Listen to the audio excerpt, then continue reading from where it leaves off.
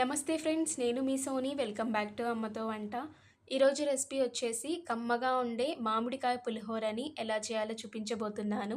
ఇప్పుడైతే ప్రాసెస్‌లోకి వెళ్ళిపోదాం.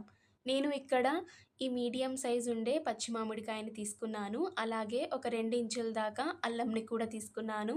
ఇప్పుడు స్టవ్ పైన కడాయి పెట్టి 2 టేబుల్ స్పూన్స్ ఆయిల్ వేసి ఇప్పుడు ఇందులోకి కొన్ని పల్లీలైతే వేసుకోవాలి. ఒకసారి కలుపుకున్న తర్వాత అలాగే కొన్ని పచ్చి శనగపప్పుని కూడా వేసుకోవాలి. ఒకసారి ఇది కూడా బాగా కలుపుకున్న తర్వాత ఇప్పుడు ఇందులోకి ఒక టీ స్పూన్ దాకా జీలకర్ర, ఆవాలు, అలాగే కొన్ని రెబ్బల ఎండు కరివేపాకుని కూడా వేసుకోవాలి. అలాగే ఇందులోకి ఒక 6, 7 పచ్చిమిర్చిని మధ్యలో చీల్చి అయితే వేసుకోవాలి. ఒక 2 ఎండుమిరపకాయల్ని కూడా వేసుకోవాలి. సో, ఇవన్నీ పచ్చివాసన పోయేంత వరకైతే వేయించుకోవాలి. ఇప్పుడు ఇందులోకి కొన్ని జీడిపప్పుని కూడా వేసుకోవాలి. మీ ఇష్టమండి. మీకెంత కావాలనుకుంటే అన్ని వేసుకోవచ్చు. సో, ఇవన్నీ బాగా కలుపుకుంటూ ఫ్రై చేసుకోవాలి.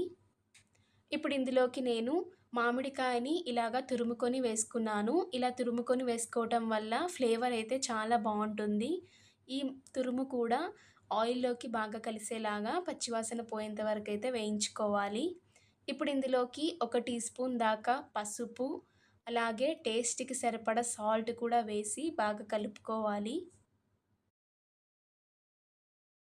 ఇలాగా అన్నీ పచ్చివాసన పోయిన తర్వాత నేనిక్కడ ఆల్రెడీ రైస్‌నైతే కుక్ చేసుకొని పెట్టుకున్నాను.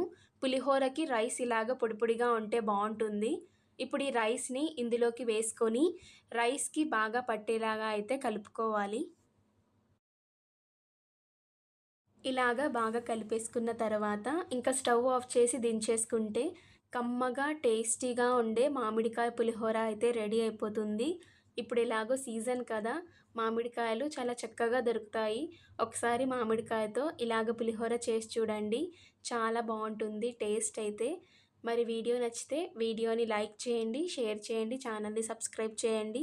రెసిపీని ఒక్కసారి ట్రై చేసి చూడండి. చాలా బాగా నచ్చుతుంది. ఇలాగే మంచి మంచి వీడియోస్‌తో మీ ముందుకొస్తాను.